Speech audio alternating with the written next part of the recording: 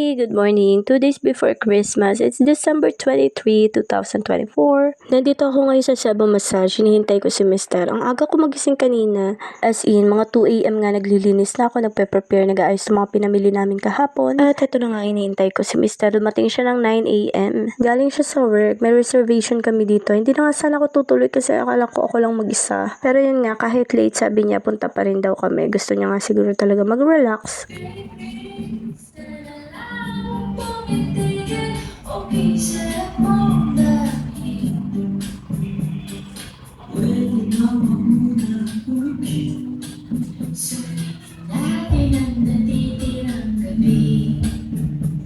Baligo tayo sa sinag ng mga talang nakasilip. Matapos namin magpa-massage ng 1.5 hour. Relax na relax guys. Thanks sa aking massage therapist na si Ate Gemma. Kakain muna kami. Dito sa Cafe Laya, lumipat na pala sila guys. Dati kasi nandun sila sa tapat ng Republic Cement. Ngayon, nandito sila malapit sa Barangay Minuyan, tapat ng Yasi, second floor. Gustong gusto ko yung mga foods dito. Perfect, ang sasarap.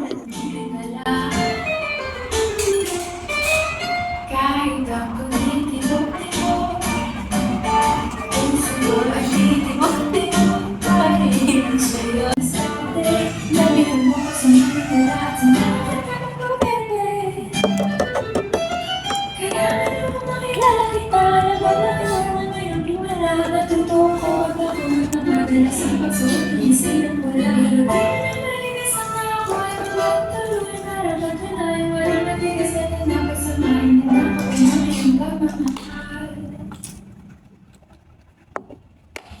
kahit ako'y di mo tayo sa'yo, isang halip mo lamang at ako ay di alam na, at ang aking pagkababay ay nabubuhay at nakalabang bulata na namumukad ka dahil lago mo sa dilig at kananta sikat ng araw-araw mo pag-ibig sa aking buhay nagpapasala.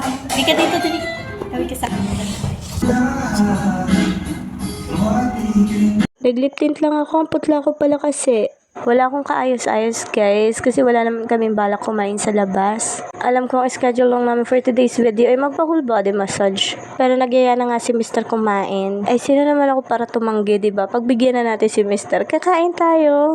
Habang naghihintay nga sa order namin ay pinapakita ko sa inyo. Dumaan din pala kami sa palengke. Niyaya ko na rin si Mr. na bumili ng mga fruits para sa Pasko. Since madadaanan namin yung palengke para hindi na namin sasadyain on 24. So yan. Tuwan-tuwa nga ako sa nabili kong dragon fruit. Ang laki, diba? Tapos sa kabila ko ng strawberry, green grapes, and syempre may violet din. Kung wari pa ako na pinapakita ko sa video, guys. Pero naghahanap na ako ng pwedeng kainin dyan. Alam niyo ba kung ano to? Kasi ako hindi ko alam. Hindi din ako ng longgan, guys. Longgan. In Pakwan malaki. Ayoko nang ipakita mabigat. Nandito nga pala kami sa Cafe Laya. It's our 1 year and 10 months anniversary. Wedding anniversary.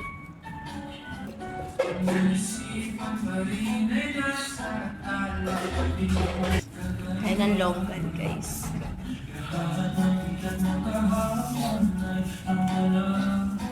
This is longgan. Ito yung safe kainin kasi may balat. Hindi natin kailangan lumasa.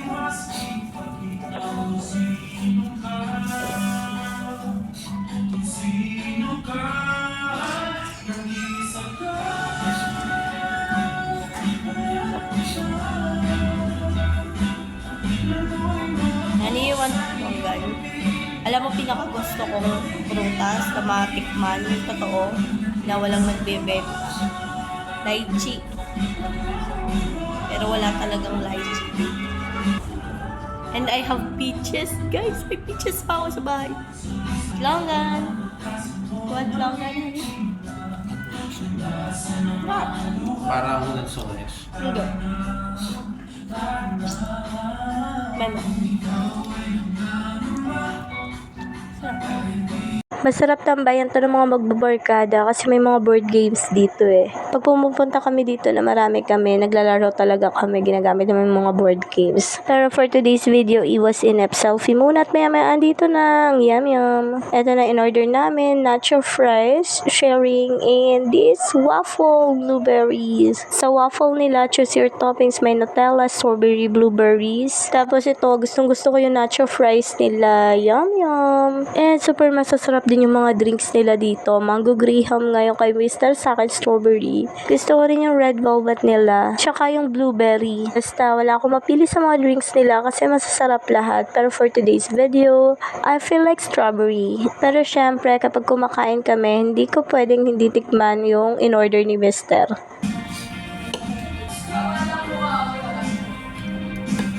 Unahin na natin tingnan yung mango.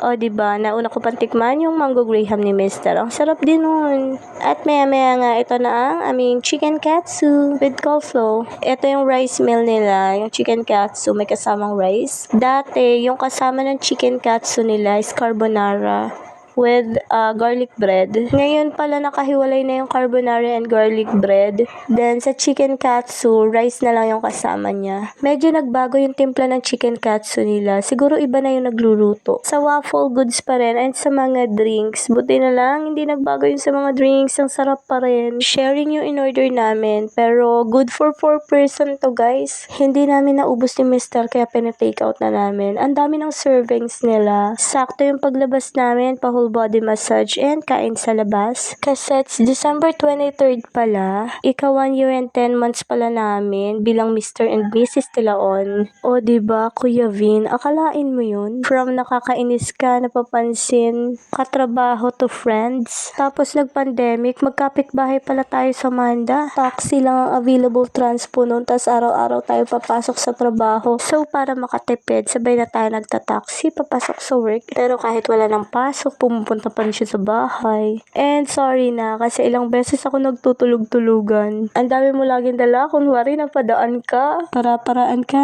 no? Well, mission accomplished. From my Kuya Vin to Honey Bunch. Thank you, hubby, for keeping your promises. When I gave you that one chance, hindi mo sinayang. At hindi ko malilimutan yung sinabi mo na I will never regret that day that I accepted you.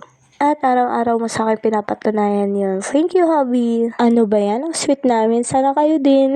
Charot. Kain po tayo. Kanina pa kami kumakain. Ngayon lang ako nag-alok, guys. Ay, nanonood pala kayo, no? O yan, malapit na ako mabusog. Hindi ko na maubos yung rice. Bigay ko na kay Mr. Malaki naman yung bodega niya sa tiyan. Pero syempre, abusin ko pa rin tong nacho fries.